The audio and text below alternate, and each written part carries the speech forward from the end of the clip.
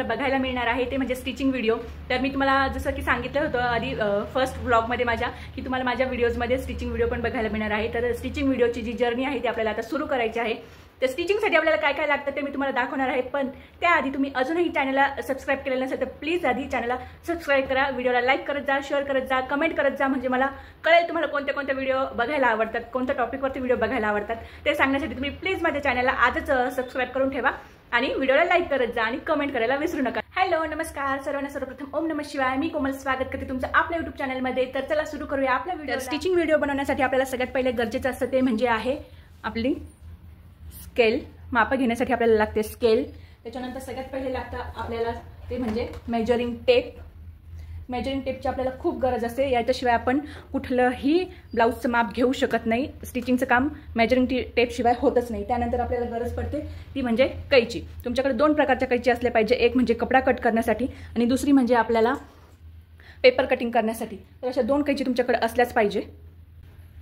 दोन कैची तुमच्याकडे असल्याच पाहिजे, एक म्हणजे आपली ही कपडा कटिंग करण्यासाठी आणि दुसरी म्हणजे ही आपल्याला पेपर कटिंग करण्यासाठी। अशी छोटीशी तुम्ही रफ कैची असते ती पण घेऊ शकता, जी 30-40 रुपयाला मिळते, ती चांगलं काम होतं तिने। त्यानंतर आपल्याला गरज पडते ती म्हणजे बॉबिन। बॉबिन आपल्याला मशीनमध्ये कलरचे दोरे लावून शिवण्यासाठी ही बॉबिनची गरज पडते। तर तुम्ही असं एक बॉबिनचं हे किट घेऊन टाका, किंवा 2 रुपयाला 5 रुपयाला आपली सुट्टी बॉबिन मिळते, ती पण तुम्ही वापरू शकता। त्यानंतर आपल्याला गरज पडते ती म्हणजे चॉक। आपले जे स्टिचिंगसाठी लागणारे जे चॉक असतात त्यांची तुम्हाला गरज पडते। कपड्यावरती याने आपल्याला मेजरमेंट लिहिण्यासाठी हे लागतात, आणि अशा ज्या आपल्या छोट्या बॉबिन असतात सुट्ट्या, त्या पण तुम्ही आपल्या घेऊ शकता। ह्या पण आपल्या म्हणजे कामाच्याच असतात। तुम्ही बघू शकता इथे आहे, ह्या माझ्याकडे रिकाम्या बॉबिन आहेत ह्या इतक्या। त्यानंतर ह्या आहेत आपल्या भरलेल्या बॉबिन कलरच्या, आणि ह्या पण आहेत रिकाम्या बॉबिन, कारण की माझी मशीन ही ऑटोमॅटिक आहे, पूर्ण जापनीज मॉडेल आहे। तिला ह्या बॉबिन जास्त करून चालत नाही, त्यामुळे ह्याच बॉबिन मला वापराव्या लागतात, म्हणून मी ह्या बॉबिन घेतलेल्या आहेत। त्यानंतर गरजेचं आहे आपलं, जर तुम्हाला सुई ओवायला प्रॉब्लेम होत असेल तर हे सुई ओवण्यासाठीचं जे छोटंसं इक्विपमेंट आहे ते आहे हे। तुम्ही बघू शकता हे अशा प्रकारे दिसतं। इथून हे आपल्याला मशीनच्या सुईमध्ये घालायचं असतं, आणि इथे आपल्याला दोरा घालायचा असतो। त्यानंतर हे पण एक आहे, याने पण आपण मशीनमध्ये सुई ओवू शकतो, सुईमध्ये दोरा ओवू शकतो मशीनच्या। त्यानंतर हे आहेत आपले फूट म्हणतात याला, मशीनसाठी लागतात। हे सिंगल फूट आहे, आपल्याला लेस लावण्यासाठी याचा उपयोग होत असतो। आणि हा आहे पिकोचा फूट। त्यानंतर एक सेफ्टी पिन लागत असते आपल्याला नाडी वगैरे ओवण्यासाठी, दोरी ओवण्यासाठी। आणि हे जे आहे ते आहे मशीनचंच, जे आपले नट असतात, स्क्रू असतात, ते कमी जास्त करण्यासाठी, लूज टाईट करण्यासाठी। आणि हे एक चैन आहे, अशीच माझ्या जुन्या पर्सची आहे। त्यानंतर आपल्याला लागत असतात ह्या अशा मोठ्या सुया। जर तुमच्याकडे आपल्याला नाडी बनवण्यासाठी किंवा बॅकला दोरी वगैरे लावण्यासाठी जे असतात ना, तर ह्या अशा मोठ्या सुया लागत असतात त्याच्यासाठी। त्यानंतर हे जे स्क्रूड्रायव्हर आहे ते पण आपल्याला ऑप्शनल आहेत, आपल्या मशीनच्या सेटिंगसाठी लागतात ते। त्यानंतर हे आहे एक ब्लेड, आपल्याला काही उसवायचं वगैरे असेल तर त्याच्यासाठी लागतं आपल्याला असं एक ब्लेड। त्यानंतर आपल्याला लागतात छोट्या छोट्या हात शिलाईसाठीच्या सुया। तर ठीक आहे, इतकंच असतं पहिले, आणि सुरुवातीला इतक्या सगळ्या गोष्टींची काही गरज नसती, फक्त आपल्याला गरजेचं असतं ती म्हणजे मशीन आणि थोडेसे दोरे, कैची, टेप वगैरे ह्या सगळ्या गोष्टींची आपल्याला सुरुवातीला गरज असते। त्यानंतर आपल्याला लागतं ते म्हणजे हे अशा टाचण्या, सुरुवातीला ह्या खूप गरजेच्या असतात। वही, ज्याच्यामध्ये आपण कस्टमरचे माप वगैरे घेऊ शकतो। ही माझी जुनी वही आहे खूप, नाही तर तुम्ही म्हणाल 2007ची वही तू आता दाखवते, तर मी तेव्हापासून काम करते, तर तेव्हाचीच वही आहे ही। त्यानंतर आपल्याला लागत असते कपडा प्रेस करण्यासाठी एक इस्त्री। त्यानंतर आपल्याला लागते एक छोटी पट्टी, पेपर कटिंगच्या वेळेस लागत असते ही। त्यानंतर हे आहे आपलं नाडी बनवण्यासाठीचं जे आता हे नवीन निघालेलं आहे नाडी बनवण्यासाठी, याला तर एक्झॅक्टली काय म्हणतात मला आठवत नाही, पण हा पण एक सुईचाच प्रकार आहे। तर इथे आपल्याला कपड्याचं टोक अडकवायचं असतं आणि इथून लॉक करून हे आपल्याला करायचं असतं। तर जेव्हा मी आपला सुरू होईल स्टिचिंगचं तेव्हा मी तुम्हाला दाखवेलच कोणत्या कोणत्या सामानाचा काय काय वापर होतो, कुठे कुठे वापर होतो ते। त्यानंतर हे असतं फॅब्रिक ग्लू, आपल्याला हे अस्तरला, कपड्याला अस्तर चिटकवण्यासाठी याचा वापर करायचा असतो। त्यानंतर हे आहे फेमिकॉल, हे आपल्याला यूज होतं पेपर चिटकवण्यासाठी, जेव्हा बऱ्याचशा मापांना पेपर कमी पडतो वगैरे वाढवायचा असतो तेव्हा। त्यानंतर हे आहे फ्रेंच कर्व, फ्रेंच कर्व म्हणतात याला. याचा उपयोग आपल्याला गळ्याला शेप देण्यासाठी, आर्म होलला शेप देण्यासाठी याचा वापर होत असतो. तर हे तुम्हाला आता सगळं जसं आपण पुढे क्लासमध्ये शिकणार आहोत तसं तुम्हाला कशाचा वापर कुठे करायचा हे तुम्हाला कळणारच आहे. त्यानंतर आपल्याला गरजेचं असतं ते म्हणजे सगळ्यात पहिले कापड आणि पेपर.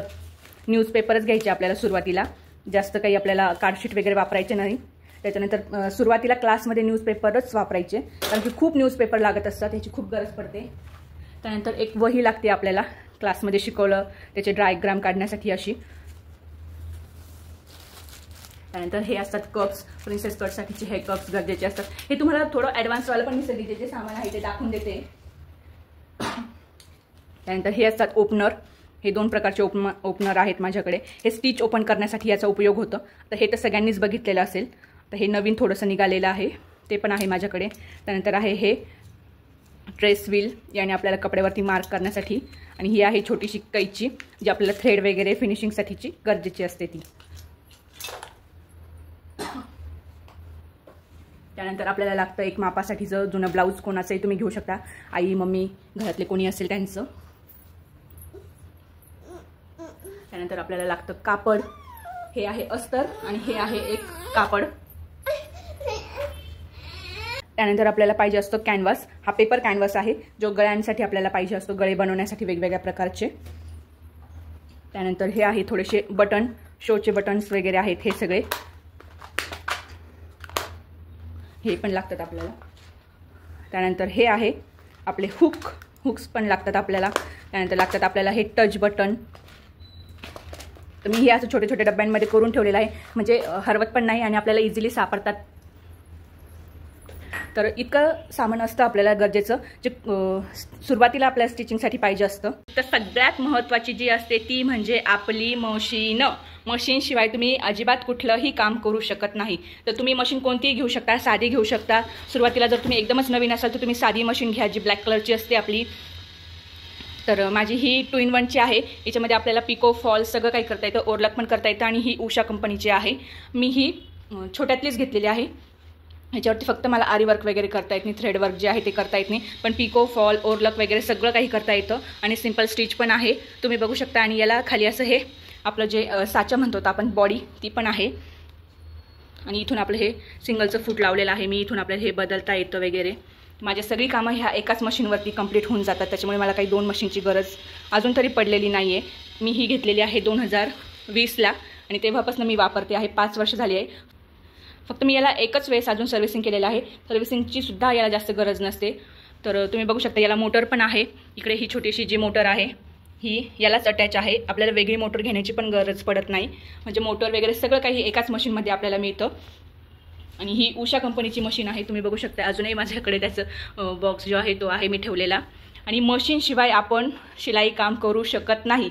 मशीन असेल तरच आपण शिलाई काम करू शकतो, मग ती कोणत्याही कंपनीची असो, कशी असो, छोटी असो मोठी असो, पण मशीन ही गरजेची असतेच. विदाऊट मशीन आपण शिलाई काम करू शकत नाही. तर बघितलं मैत्रिणींनो, हे होतं छोटंसं व्हिडिओ आपला, जो शिलाई कामासाठी रिलेटेड होता. आपल्याला शिलाई काम करण्यासाठी काय काय वस्तूंची गरज असते, कोणते कोणते सामान लागतात. स्टार्टिंगमध्ये ह्या सगळ्या गोष्टींची इतकी काही गरज नसते. स्टार्टिंगमध्ये tape, stitch opener, chalk, paper, notebook, pen, पट्टी, बस हे थोड्याच गोष्टी लागतात. आणि मशीनशिवाय आपण शिलाई काम करू शकत नाही. तर मेजरिंग टेप हा पण महत्त्वाचा आहे, विसरून गेले होते तो. तर हे आपलं ब्लॉगिंग चॅनल आहे. तर या चॅनलमध्येच मी तुम्हाला दोनही दाखवणार आहेत, म्हणजे स्टिचिंगचे पण व्हिडिओ दाखवणार आहेत आणि आपले ब्लॉग पण दाखवणार आहेत. तर आपल्याला आजपासून एक दिवस स्टिचिंगचा व्हिडिओ आणि एक दिवस ब्लॉगिंगचा व्हिडिओ असे आपल्याला ह्या चॅनलवरती बघायला मिळणार आहे. तर तुम्ही अजूनही आपल्या चॅनलला सबस्क्राईब केलेलं नसेल तर तुम्ही आजच आपल्या चॅनलला सबस्क्राईब करून घ्या. व्हिडिओला लाईक करत जा, शेअर करत जा. आणि तुम्हाला कोणते कोणते ब्लाऊजचे पॅटर्न बघायचे, ड्रेसचे पॅटर्न बघायचे, तर ते मला व्हिडिओच्या कमेंटमध्ये सांगत चला, म्हणजे मी त्या प्रकारचे तुम्हाला व्हिडिओ घेऊन येण्याचा प्रयत्न करेन. तर चला भेटूया पुढच्या ब्लॉगमध्ये. तोपर्यंत सर्वांना ओम नमः शिवाय.